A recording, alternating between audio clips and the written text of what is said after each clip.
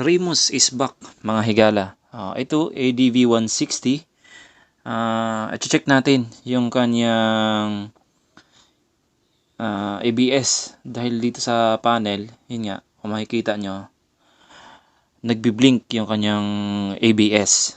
So, titingnan natin yung mga sensor, yung cable wire nito. Madalas dun talaga to nagkakaroon ng problema. Or baka may nahugot lang yung cable wire. So, check natin. Galing dito sa baba. Yan, itong kable. Yan.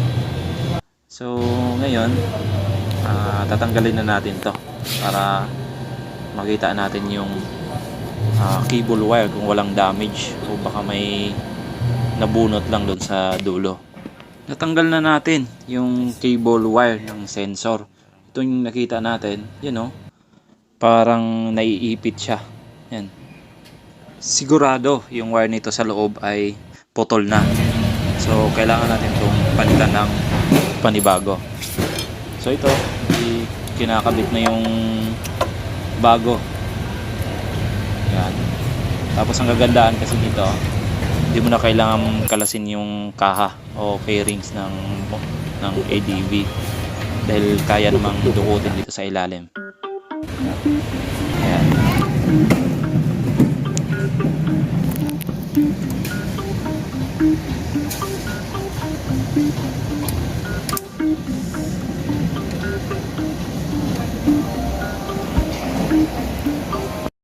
Naikakabit na natin yung bago. Okay.